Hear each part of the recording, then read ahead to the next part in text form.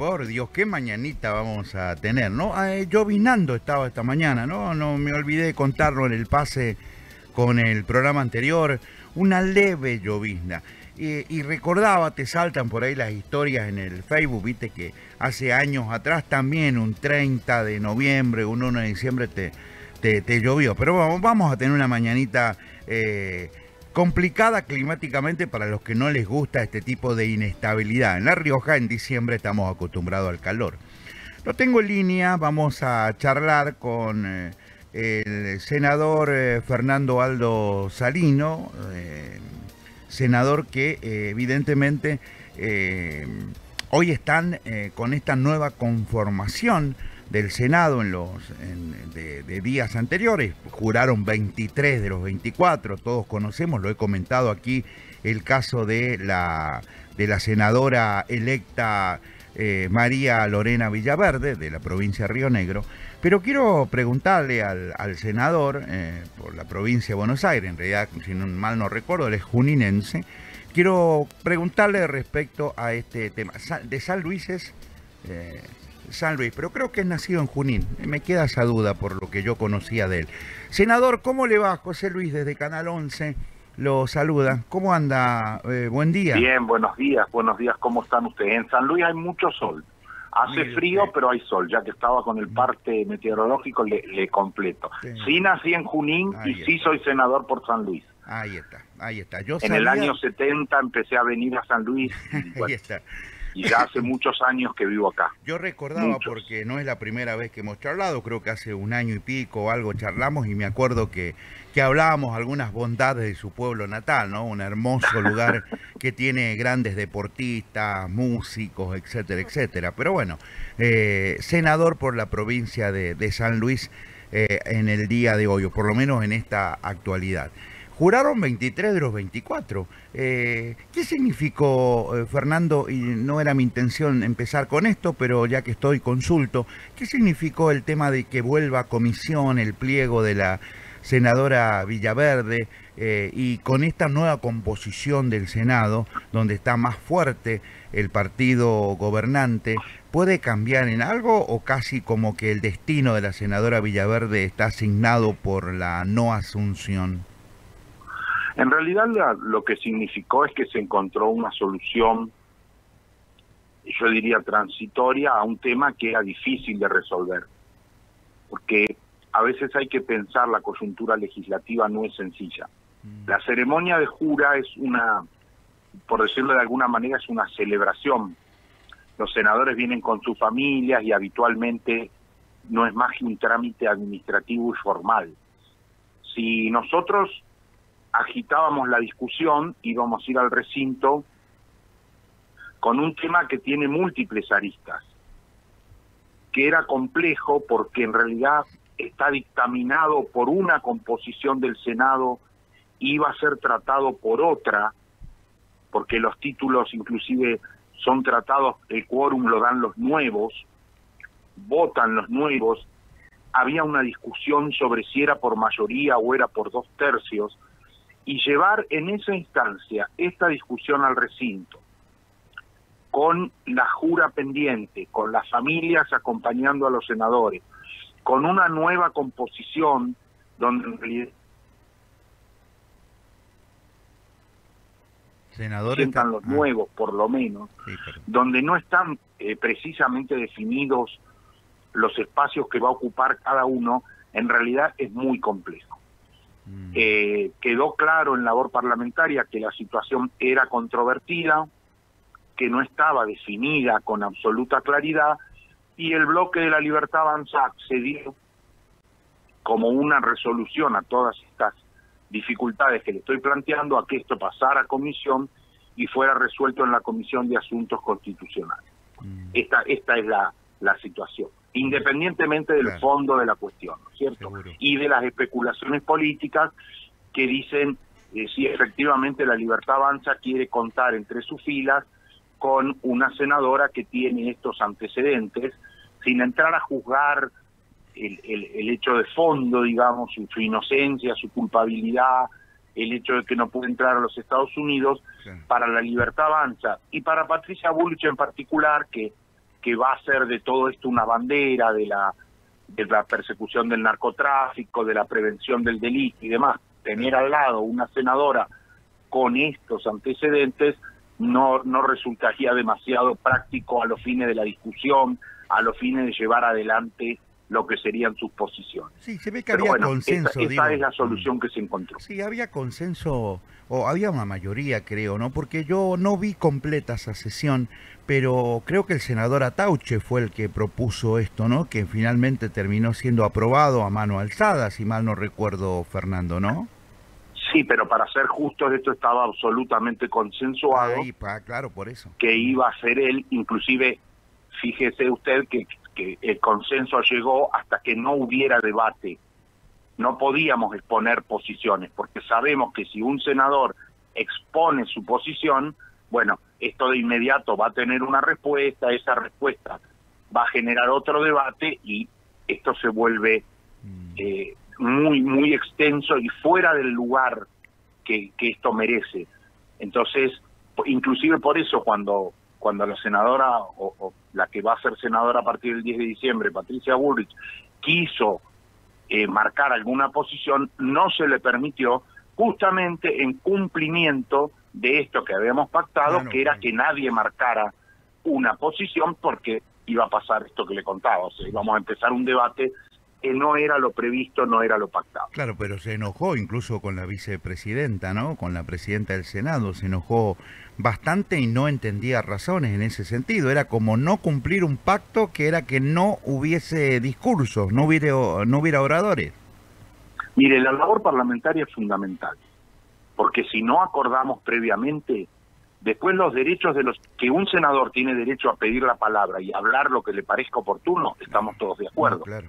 Este es un ámbito de debate y los 72 senadores tenemos derecho a decir lo que querramos decir. Ahora, si no organizamos un poco, si no nos ponemos previamente de acuerdo, se vuelve muy difícil encauzar una sesión. Claro. Porque son muchos los temas, son controvertidas las posiciones, evidentemente hay diferencias notables, hay cosas que se van a decir, bueno, entonces hay que aceptar las reglas. Cuando nos pusimos de acuerdo en labor parlamentaria de que esto volvía a comisión, se pactó de esta forma.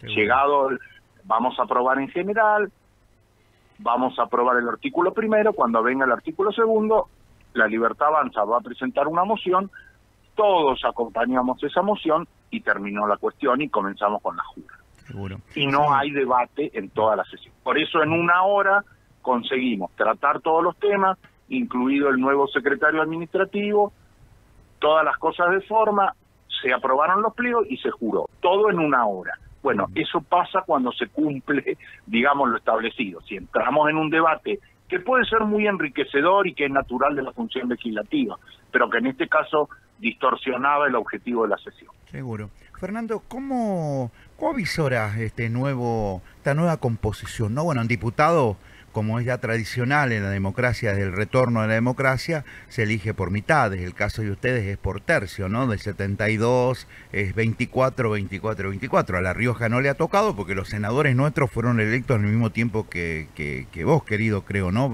Sí. Año 23 hasta el 29. Pero ¿cómo ves la conformación nueva? ¿Será más compatible? Vos mencionaste recién a Patricia Bullrich, que ya se ve que vino a marcar un territorio, no sé si que es la forma adecuada de llegar a un lugar cuando sos nueva, pero se viene un Senado mucho más combativo, de un debate más álgido, teniendo en cuenta que se vienen también propuestas de reformas que en algún momento van a llegar a la Cámara Baja o a la Cámara Alta. Yo creo que, si me permitís, como mi posición de fondo es que el Poder Legislativo se tiene que fortalecer. Hay una confusión. El Poder Legislativo no es una extensión de las políticas del Ejecutivo, ni siquiera, y lo digo, tampoco de la voluntad de los gobernadores. Es muy notable que cuando el Ejecutivo quiere cosas del Legislativo, habla con los gobernadores. Sí. Yo si quiero una mesa, voy al carpintero. Y las leyes las hacen los legisladores. Lo razonable sería hablar con los legisladores. Claro, y no estoy acá ni desmereciendo ni desprestigiando el diálogo del Ejecutivo con los gobernadores, No, que son claro, quienes efectivamente tienen que administrar, tienen problemas diarios con la policía, con los docentes, con el sistema de salud, con el empleo público, con la obra pública, con las cajas previsionales que no han sido transferidas, con un montón de necesidades que es muy lógico el diálogo del Ejecutivo con los gobernadores, y no desconozco que hay muchos gobernadores con un fuerte ascendiente sobre algunos legisladores. sí. Pero a mí me parece que lo que debería marcar el tono acá es que nosotros recuperemos la entidad como legisladores. El hecho de dar facultades delegadas, el hecho de tratar permanentemente solo proyectos del Ejecutivo y demás, ha desprestigiado. No, el desprestigio no pasa solo por las fotos y porque hicimos esto, no, el desprestigio es porque nosotros no encarnamos cabalmente el rol de legisladores que tenemos. Entonces, es muy notable esto de que el Ejecutivo quiere algo del Poder Legislativo y habla con los gobernadores, no habla con los legisladores. Porque supone que como fueron en la misma... A ver, yo soy periodista, no político, Fernando, pero entiendo pero entiendo que como... A ver, yo mañana soy gobernador y llevo a Salino como mi diputado nacional, ¿no? Se supone que va en mi lista, que piensa como yo, por lo tanto, en la Cámara de Diputados, cuando quiera levantar la mano o un voto electrónico, va a consultar con el gobernador de la provincia. Quiero pensar que por ahí viene la mano. Es más, hay algunos senadores o diputados que en las declaraciones públicas, senador, lo reconocen. Vamos a consultar puertas adentro en mi provincia, a ver cuál es la mejor postura para este voto. Y ahí viene quizás esa confusión que uno dice que a veces también es un poco respeto político, respeto por dónde he llegado, por qué línea política he llegado a mi cargo de senador o diputado o intendente o lo que fuera, ¿no? No, si yo no digo que no seamos corresponsables y protagonistas de esta situación, es tal cual usted lo describe. También yo podría citar así, por ejemplo, tomemos Cuyo. El senador Uñac de San Juan no tiene gobernador. La senadora Fernández Sagasti no tiene el gobernador. Totalmente. Yo no tengo el gobernador. Digo, hay otras situaciones el también. Senador Pagotto no pregona con el gobernador Quintela, por ejemplo. No, exactamente. Y podríamos nombrar, pero digamos, no se trata de la situación de cada uno. Digo, hay una situación, y entiendo lo que usted dice, y corresponde que sea así, porque inclusive cuando yo hago campaña digo, ¿qué va a hacer? Voy a defender los intereses de San Luis. Claro. Y reconozco que si tuviera un gobernador de mi signo político es muy probable que hiciera esto, de seguir muy de cerca las políticas y acompañar lo que él dice. Pero me parece que los legisladores tenemos que ganar entidad, porque si no tenemos situaciones donde se resuelve, donde el gobernador dice, vamos a votar de esta manera. Y después hay todo un tema legislativo, porque lo legislativo es complejo. Lo legislativo tiene otra realidad. Y puede quedar claro que hay senadores que van a acompañar y están de acuerdo con las políticas de su gobernador, y así tiene que ser. Así va a ser, así funciona esto, pero nosotros le tenemos que dar entidad al poder legislativo. Si usted piensa... Usted recuerda en la historia legisladores, estoy hablando con La Rioja, Eduardo Menem, Libardo Sánchez, en el 83, fueron legisladores, y Eduardo Menem tuvo una trayectoria legislativa y acompañaba muchas de las cuestiones, inclusive acompañaba no solo al gobierno provincial, sino que acompañaba al gobierno nacional. Sí. Sin embargo, es un legislador del cual nos acordamos. La ley de defensor del pueblo la explicitó como nadie Eduardo Menem. Claro. Y le tocó y no ser es santo senador. de mi devoción, ¿eh? Le tocó, claro, está bien. Pero digo, hay legisladores que... Fernando de la Rúa fue un legislador que efectivamente dejó huella, y podríamos nombrar Vicente Sadi, sí, estaba de acuerdo con el gobierno de Catamarca, pero nosotros tuvimos a Oraldo Brito, que presidía la Comisión de Trabajo, era sindicalista.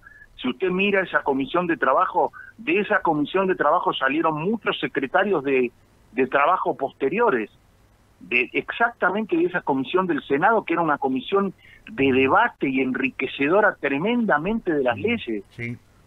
Ahí se debatían un montón de cuestiones en el mismo Senado de la Nación.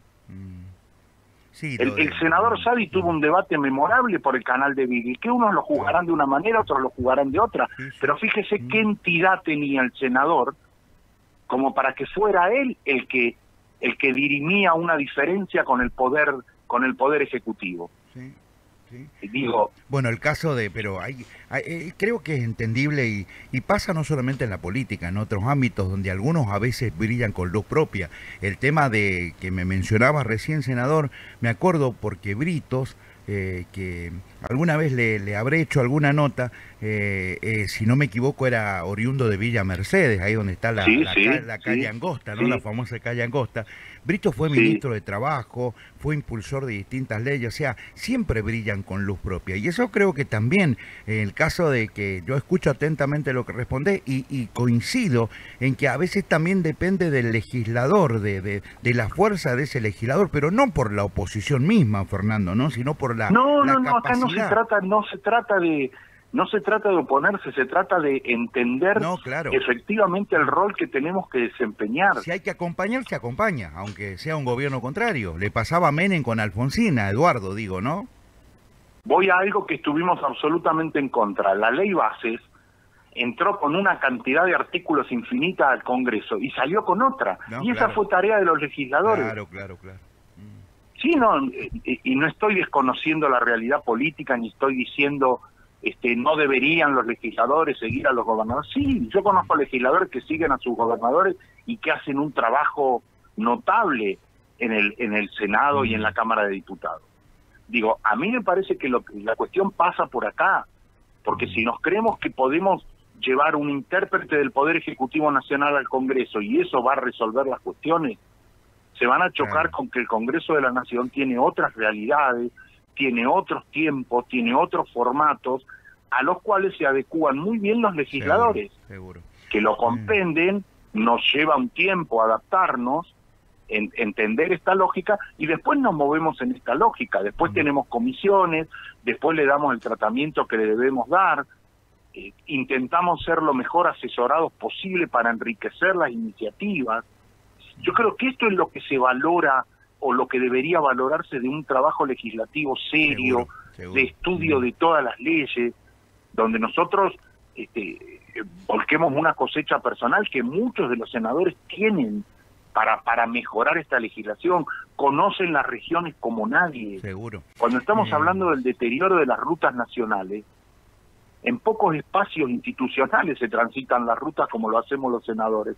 Entonces te hablan con muchísimo conocimiento y de muchísimas cuestiones, están relacionados con cosas muy importantes de cada rincón del país. Entonces, es mucho lo que se puede aportar, por supuesto siguiendo la línea política que cada uno trae y claramente representando a su provincia y las dificultades que la provincia tiene y lo que hay que volcar en cada presupuesto. Bueno, creo que este va a ser un poco el panorama. Si entendemos que trazamos un escenario, nosotros comprendemos cuál fue el resultado electoral, el oficialismo comprende que las leyes son para proponerlas, para tratarlas, para debatirlas, para consensuarlas, podemos tener resultados importantes. Yo veo, y debo decirlo, una voluntad de trabajo grande. A nosotros nos dicen, el presupuesto lo van a tener que tratar entre Navidad y Año Nuevo, es muy probable que tengan que venir en enero. La verdad que en lo personal no tengo ningún inconveniente, claro. Me gusta mucho trabajar, me gusta estudiar y para esto estamos. La última, y te pido una respuesta breve que estoy con el tiempo... Perdón que me extiendo así. No, senador, un placer charlar, de verdad, pero la última tiene que ver con los vetos. ¿Molesta a un senador o a un diputado que ha aprobado una ley, que ha hecho el esfuerzo de viajar de su provincia, que ha sido desarraigado de la provincia para ir a una sesión, para que después esa ley sea vetada por el presidente, más allá que, bueno, tuvimos un año 25 que creo que ha sido el año del veto y del contraveto, pero molesta eso para un senador o diputado, como que uno se siente inútil porque todo el esfuerzo logrado en Cámara Baja o en Senado para que después venga el veto presidencial. ¿Qué visión tenés de la palabra veto? Que es una facultad del presidente, pero que me parece que hubo ya una extralimitación en ese sentido. El veto es una facultad constitucional absolutamente excepcional. se debería aplicar solo en excepciones. La verdad que lastima a la definición del Parlamento que se naturalice y se diga, ya tiene el tercio para resistir los vetos. Claro, es una locura. La verdad que como mecanismo legislativo deplorable. Sí, lo que debería tener es un número para imponer iniciativas y para hacer lo que efectivamente el Ejecutivo quiera hacer. Pero decir ya tenemos número para resistir el veto es proponer un mecanismo legislativo absolutamente atrofiado. Sí, totalmente de acuerdo. Senador, un placer, y así que seguramente te va a tocar viajar en las fiestas navideñas y quizás con los calores de San Luis, que son muy parecidos a los nuestros, también ir a alguna sesión. Pero bueno, es el trabajo de cada uno y en este caso propio de un senador de la Nación. Un abrazo grande, mi querido amigo. Abrazo y muchísimas gracias por el espacio y hasta cuando ustedes quieran. Y seguramente seguiremos en contacto. Gracias, Fernando. Un placer, gracias. Buen comienzo Un abrazo. de semana.